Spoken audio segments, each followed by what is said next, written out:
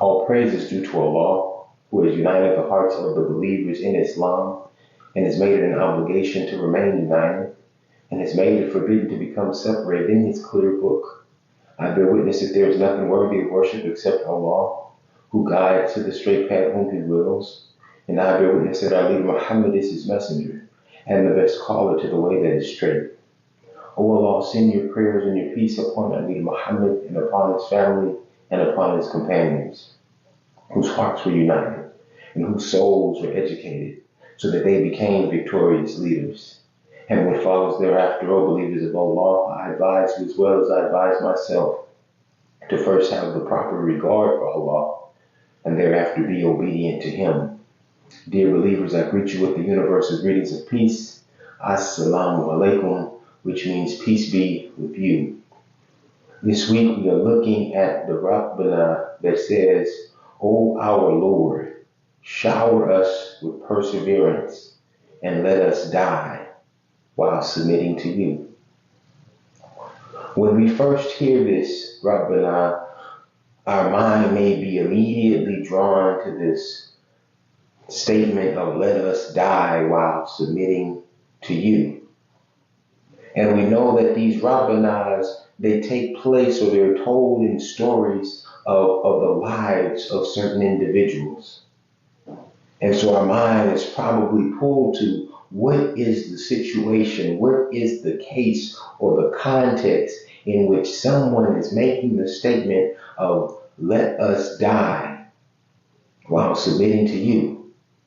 Because in that statement there is a level of acceptance. There's an idea that this is an inevitable thing. So we know the story of Moses. We know the story of Moses at the bush. We know the story of him coming down and interacting with his people and grabbing Aaron by his beard. We know all these things. And we know that how the Prophet Moses and Musa, he traveled back to Egypt to see the Pharaoh. And we have to think that here is this man, Moses, going to see the Pharaoh, to have an audience with the Pharaoh. To be able to do that, to be able to come back and do that, he has to be someone of stature in that society. Because we have to imagine, could any of us just call for an audience with the president and be accepted? So the Prophet Moses, the Prophet Musa, he gets an audience with the Pharaoh. And he's telling him these things about the Creator. And so he shows him what the Creator showed him. And so the Pharaoh calls on his magicians and has them to come and try and show up Moses what he's doing. And you have to think about these magicians. Here are a group of people who had a skill that they perfected, that they worked on for many years, and it became their identity, and they moved to the highest ranks amongst their peer groups. It's how they supported their families. It's how they made their livelihood. It's how they survived. It's how they fed themselves. And they just wanted to do their job. And so the Pharaoh calls them because they're the best. And they arrive. And Moses shows what he does. The magicians show what they do. And what Moses had to offer was better, because it was a sign from the Creator.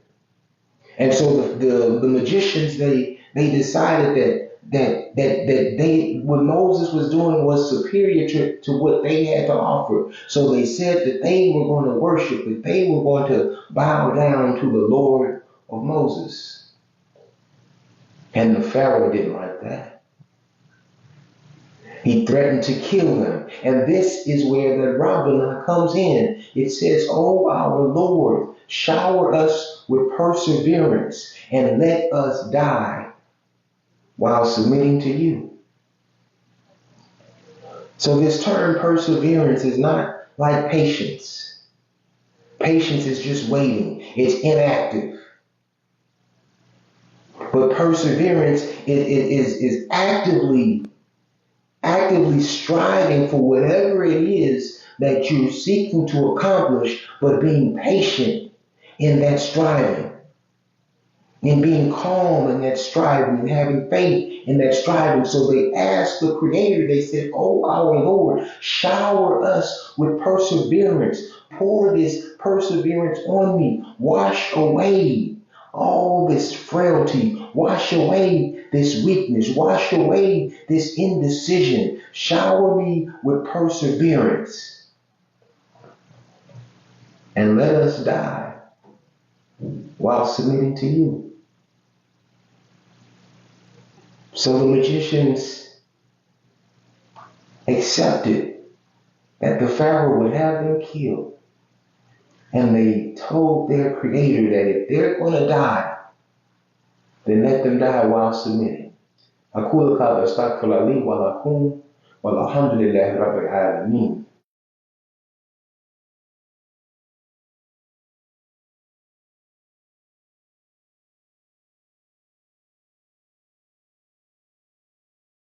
اللهم صل على محمد وعلى آل محمد كما صليت على إبراهيم وعلى آل إبراهيم إنك حميد مجيد.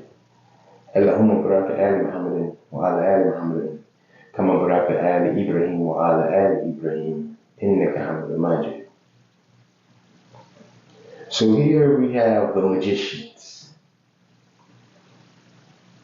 those who only played a small part in the story of the life of the Prophet Moses. Not even a role in which they were dominant or they came out victorious or they won over many people. A small role. And Allah decided to share in the Quran the prayer that they had. The prayer that they had when they were given information that was better than the information that they already had. The information that had given them their identity. The information that they spent their whole life developing, their whole life nurturing, becoming this identity. It was one interaction with the truth that they put all of that aside, that they put all of those associations aside. They put all of that identity, all of that time. They didn't have this fear that I would no longer be accepted by other magicians or by those who are in authority over me. These magicians, they put all that to the side because they were given information. They were able to see the truth from their Creator. And they prayed. They prayed to shower us with perseverance. And I know some of you right now in this very moment are struggling, are fighting, or hoping, trying to make this decision. Do I hang on to the life that I've been living? Do I hang on to this indecision, maybe the confusion, maybe this thing that has become my identity and everyone knows me by this? Do I hold on to it? Do I fight for it? Or do I recognize the truth? Do I accept the truth? And do I call on my Creator to shower me with perseverance?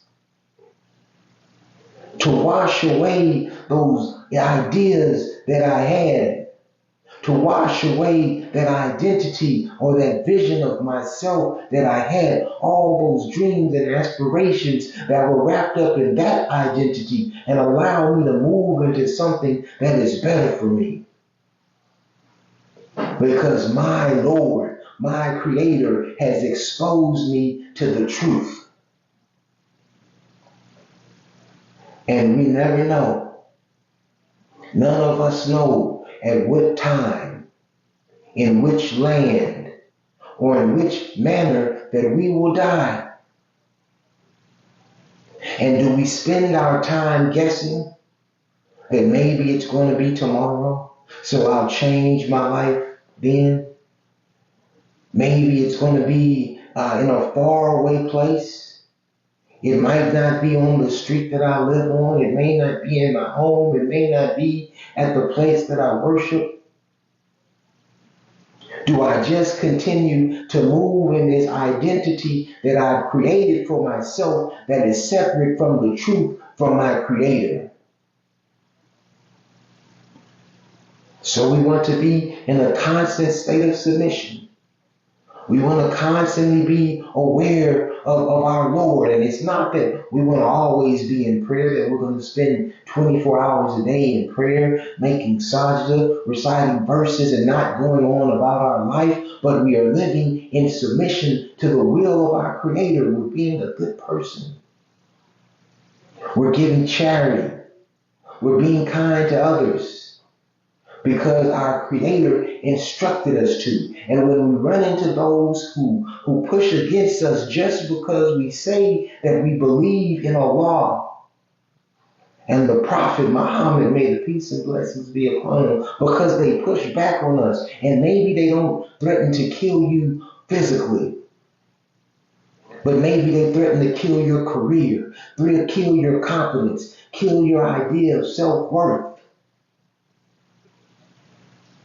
These magicians, Allah has given you a du'a to make. And it says, "O our Lord, shower us with perseverance and let us die while submitting to you. Rabbana atina fid dunya hasanatan wa fil akhirati hasanatan wa qina adhaban. Rabbana taqabbal minna innaka as-sami'ul 'alim. Inna salati wa nusuki wa mahyaya wa mamati lillahi rabbil 'alamin. لا شريك له بذلك أمرت وأنا من المسلمين الحمد لله رب العالمين آمين."